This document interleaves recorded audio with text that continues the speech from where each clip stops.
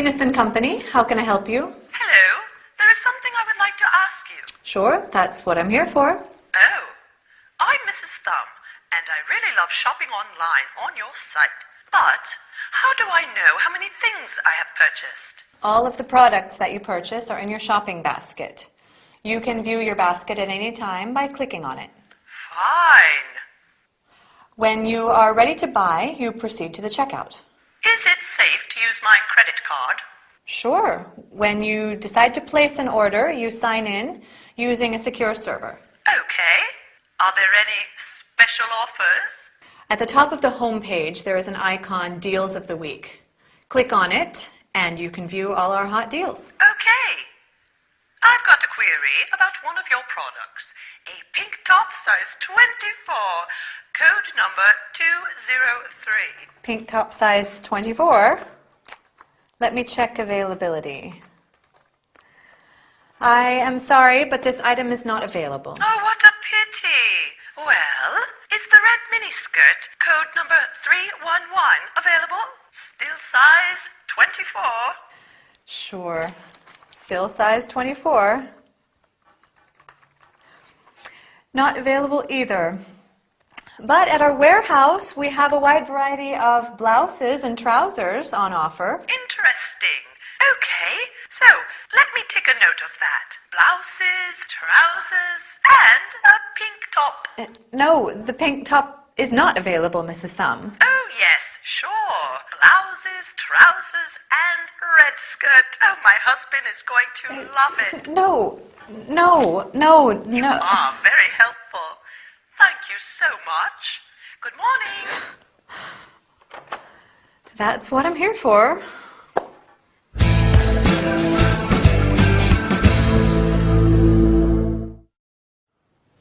Hi, everybody. I'm sure that many of you are going to love this business session. We're going to talk about online shopping. Isn't it great? I love shopping online. Do you? In our scene, Mrs. Thumb visited a website that sells garments and calls the helpline for some additional information. Together with you, I would like to review the basic steps of an online shopping experience. Once you get to a website, you start browsing the products on sale. Browsing means to have a look at products. When you find a suitable item, that is, an individual article, you click on it to get more information. If you like the item, you add it to your online shopping basket. As Lucy says, you can view your shopping basket at any time, which means that you click on it to see all the products that you have selected. If you change your mind, you can remove an item. When you are ready to buy, you proceed to the checkout. The checkout is the place where you pay for the goods. To make a purchase, you have to register your personal details and a credit card number. Do you remember what Mrs. Thumb is worried about? She wants to know if it is safe to use her credit card. Lucy says that there is no risk because the website has a secure server. A secure server guarantees that others cannot intercept your ordering information. Mrs. Thumb is interested in special offers or hot deals. That means items that are sold at a reduced price. She is calling because she has got a query about one of their products. A query is a question, something you want to know about. Do you remember what the product is? Is it a skirt? A dress? Right, it's a top. A pink top, size 24. Well, in England, a size 24, a 22 in the US, is quite a big one. Lucy has to check availability, and unfortunately, the item is not available, which means that it cannot be obtained. Time to relax now. Our session is over. Bye for now, and see you soon. Interesting speech, wasn't it? Sure. While we are on the subject, I think the strategies proposed by Miranda are going to prove very effective. The report on our financial situation was very interesting, don't you think? Right. Speaking of interesting things, did you see your photo in yesterday's newspaper? You are kidding. What photo are you talking about? The photograph of you, jogging in the park. I can't believe it. Wait, I must have it here somewhere. Here it is. Good heavens, it's really me. What did I tell you? I look terrible in that old tracksuit, not to mention my sweaty red face. You always look great, you know. I'm not so sure about that. That reminds me of when I joined the triathlon club at the Serpentine. The triathlon club, wow. What was it like? I must confess I was not a great athlete. I see. It was then that I met my first girlfriend. Her name was Jackie, and she was so sweet. I met her before a competition.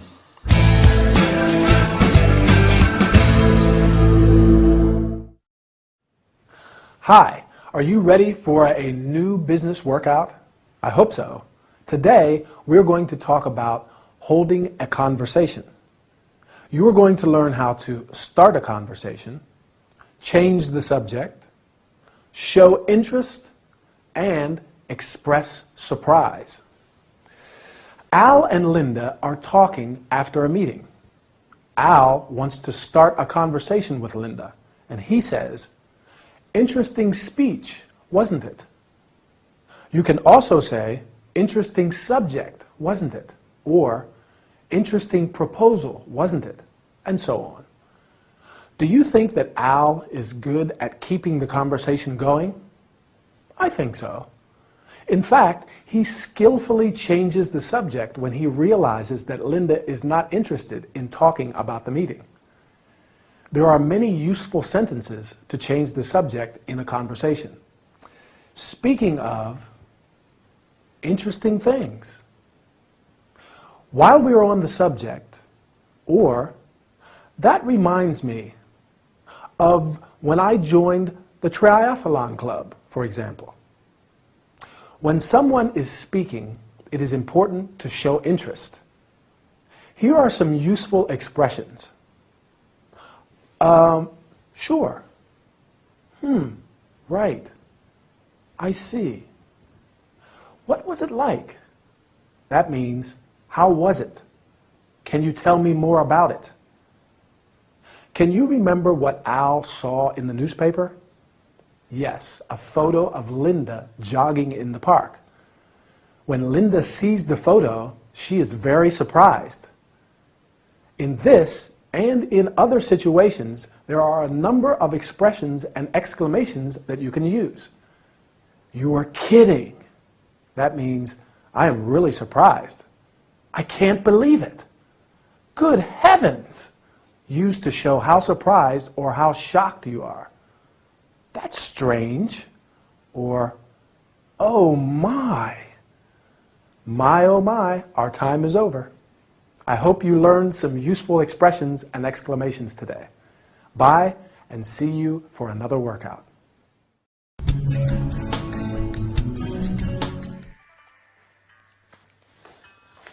This way, Mrs. Knight. Ready for a regenerating beauty treatment? Yes, I'm coming. Is something wrong? No. Yes, there's something very wrong. May I ask what the problem is? First, the towel you gave me is rough. The one you gave me last time was much softer. I am sorry to hear that. Plus, these bath slippers are very uncomfortable. I see. Lastly, this bathrobe is too small. You see? Is that all? No, it's not all. Every time I come here, I have to wait for ages. Mrs. Knight, if you want to avoid waiting, you'd simply have to make an appointment. You have our telephone number, don't you? Yes, I do. Instead of a pair of flip-flops that are not suited to your feet, ask for standard bath slippers. With a small additional payment, you can get cotton or linen towels that are much softer than these. Okay. And as for the bathrobe, you just have to tell us what your real size is. I've changed my mind. The bathrobe fits perfectly.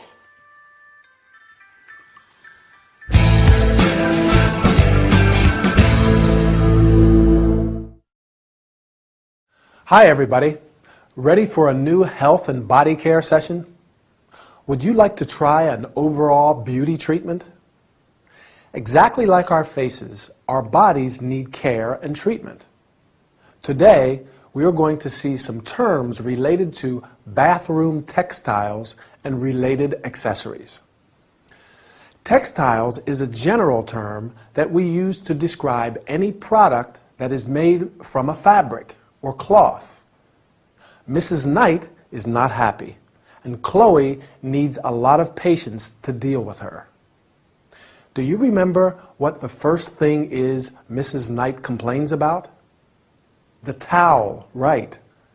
A towel is a piece of absorbent cloth you use when you are wet. There are many types of towels, including a beach towel, which you use for lying on in the sun. A bath towel, which you use after a shower, and a hand towel, which you use for drying your hands. Mrs. Knight says that her bath slippers are very uncomfortable. Bath slippers are shoes that you use in the bathroom and in similar places. Many people wear flip-flops during the summer. Flip-flops are a type of open shoe with a V-shaped strap, often made of rubber. As Chloe points out, Mrs. Knight chose a pair of flip-flops that are not suited to her feet. The lady complains because she always has to wait for ages. Chloe says that if she wants to avoid waiting, she should make an appointment. With a small additional payment, that is, a small sum, Mrs. Knight can have cotton and linen towels.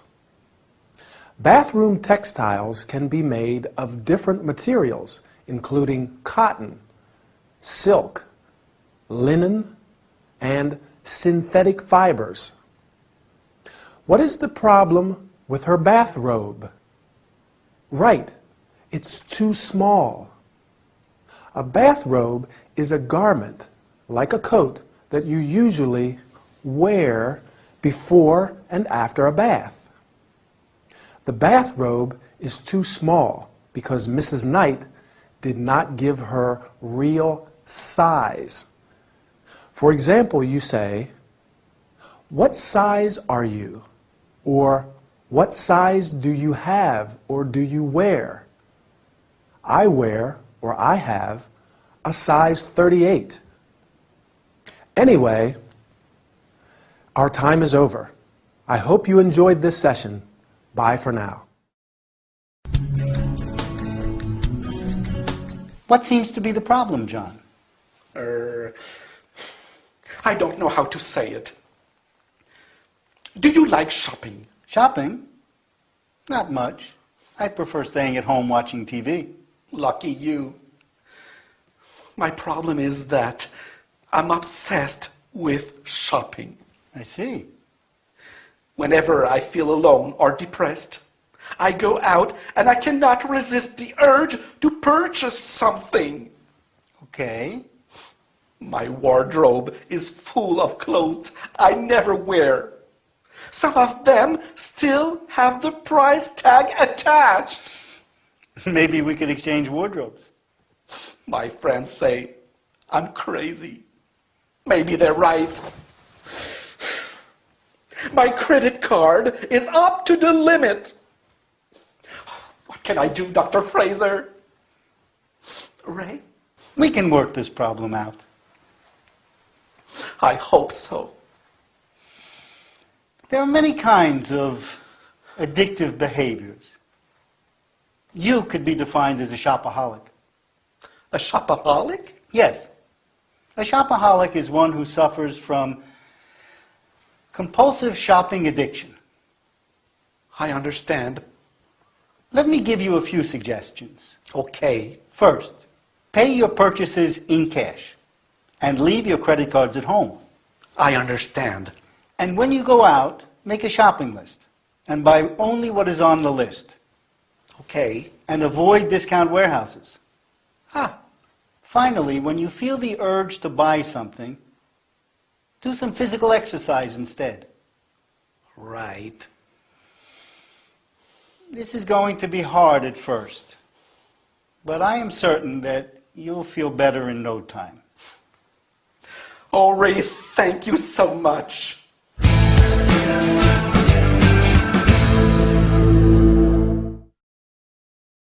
Hi, good to see you. Are you okay? I hope so. In this health and body care session, we're going to talk about different kinds of addictive behavior and how to deal with them. You will also learn some terms and verbs related to shopping. So let's get started. Do you know the word shopaholic? A shopaholic is someone who is addicted to shopping. This is Mr. Little's problem and why he's asking Dr. Fraser for help. Whenever Mr. Little feels alone or depressed, he cannot resist the urge to buy something. The urge is a strong desire, especially one which is difficult to control. This is an example of addictive behavior. We talk about addiction when there is a physical or psychological dependence, such as drug addiction. As we said, Mr. Little suffers from compulsive shopping addiction. I'm afraid I know a lot of people who suffer from the same addiction. Mr. Little's wardrobe, a cupboard for storing clothes, is full of clothes he never wears, and some still have the price tag attached. The price tag is a piece of paper with the item's price. As a consequence, his credit card is up to the limit. This means that he spent more money than he has. He must feel really bad, don't you think so?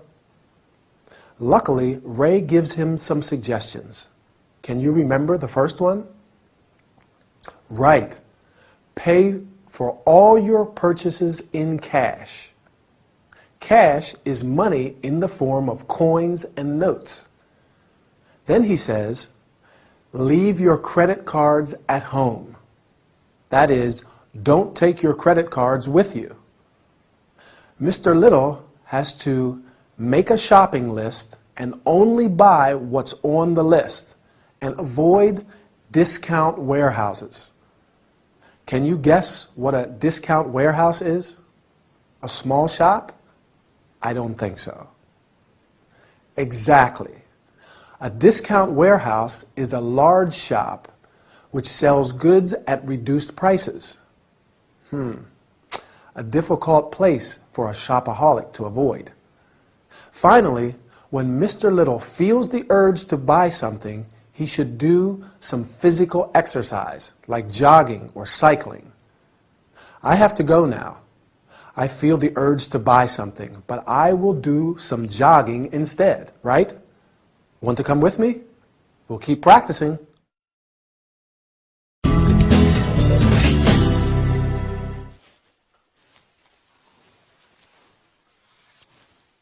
Have we got any red purses? No, we haven't. Black hats? Yes, 2 black hats. Okay. Black high-heeled shoes? Black high-heeled shoes. Sarah? Yes. Yes, what? How many pairs have we got? 1 pair, size 9. Right. We need smaller sizes. What about scarves? White scarves? Good afternoon. Good afternoon, madam. Can I help you? Oh, no, thank you, dear. I'm just looking for now. All right. Well, if you need anything, don't hesitate to ask. We do have things which are not on display, so if you can't find what you're looking for, then... Thank you. Heavens, what was that? 1 white scarf. Excuse me one moment. What do you think you're doing? I'm fine, thank you for asking. What? We haven't got any more hangers. The dresses were all in a pile on top of the empty boxes, and I couldn't find the white scarves. Are you crazy? Where do you think you are? At the market? Did you realize that this is a classy shop? I'm with a customer. This just isn't acceptable. Sorry, one moment. Now, go back and clean up the mess and put these dresses back in order. But we haven't got any more hangers to hang the dresses on. That's why. Yes, we have. They're in the box on the floor. Listen, Lucy, I only work here part-time, and every time I come back to work is more difficult. After a few days, everything is in a different place. You move things around all the time. Boxes are heavier and heavier. It's not my fault if the stockroom is a mess and I can't find anything. And another thing, I don't appreciate you treating me like this, especially not in front of a customer. I don't like it. If there's someone around here who should learn how to behave, it isn't me, it's you. Could you kindly call your colleague back? I'd like to try on this pair of shoes, but I need a bigger size. Sarah, you have a customer.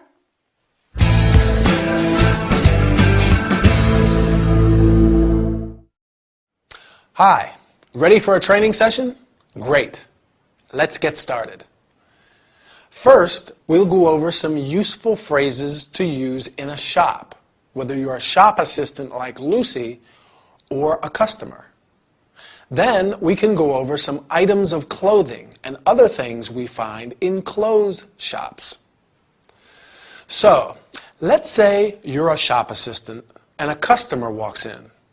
You can greet them and say, "Can I help you?"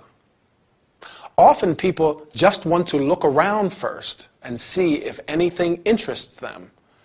In that case, they say, "I'm just looking, thanks." Then you can reply, "If you need anything, don't hesitate to ask," so that they feel free to ask you for help if they need it. Because sometimes there are things that aren't on display in the shop, but they could be in the stockroom. Now, before the customer walks into the shop, Lucy and Sarah are taking the inventory. And Sarah has trouble finding things in the stockroom because she only works part-time. That means she isn't there every day. And Lucy, who works full-time, moves things around, so they're always in a different place. Can you remember some items of clothing and accessories they mention as they take the inventory? Purse, where ladies keep their money. Hat. Scarf.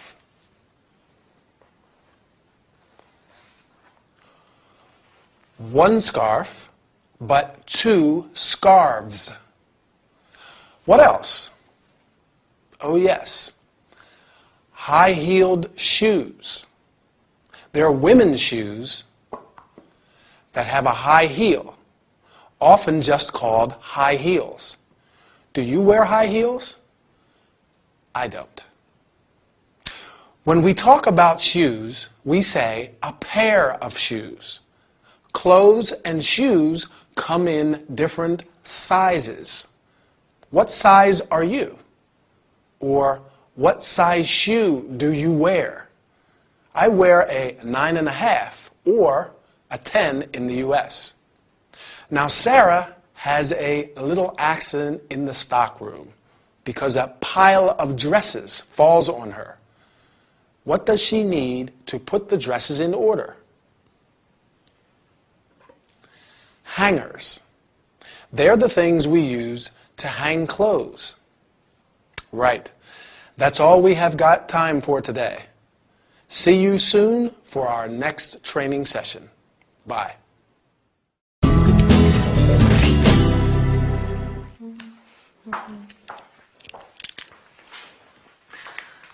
Good afternoon, Mrs. Knight. How can I help you? Yes, I want to return this pair of trousers. What's the matter with them? Well, the zip is broken. No, the size is wrong. I see.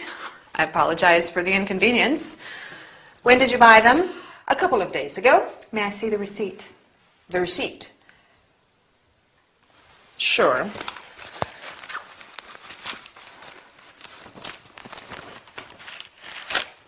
Here you are.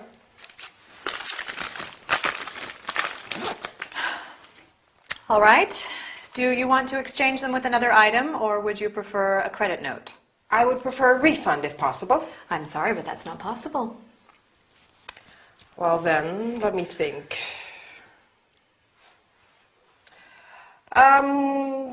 What if I exchange it for that pretty belt over there, the one with the shells? I'm afraid there is a price difference. You mean that belt is more expensive than these trousers? Exactly. You have to pay an extra 20 pounds. Oh my. We do have a lot of nice tops on offer. Okay, let me see.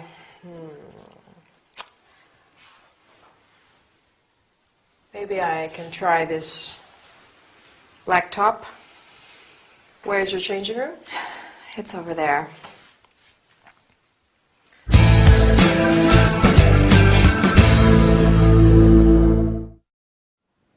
Hi, everybody. Good, I'm not late. I went shopping and there was a lot of traffic. By the way, today we are going to talk about shopping and how to deal with problems. We're going to learn how to greet a client and offer help, apologize, ask for information about a returned item, offer a solution. Lucy, the shop assistant, greets Mrs. Knight and offers help. Good afternoon. How can I help you?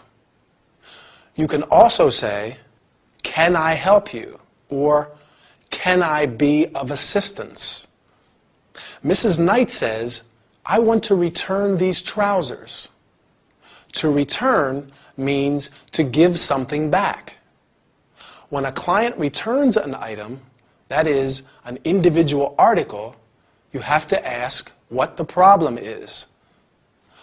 What's the matter with it? Or with them? Or, what's wrong with it? Do you remember what's wrong with the pair of trousers Mrs. Knight wants to return? I'll help you. First, she says that the zip is broken. And then, right, that they are the wrong size. You must then say that you are sorry. I apologize for the inconvenience. Or, I am very sorry. It is important to get some information about the returned item. When did you buy it? And may I see the receipt? The receipt is a document which proves that money was exchanged. Now let's see if you remember. Lucy asks Mrs. Knight if she would like to exchange the trousers with another item or receive a credit note. Yes.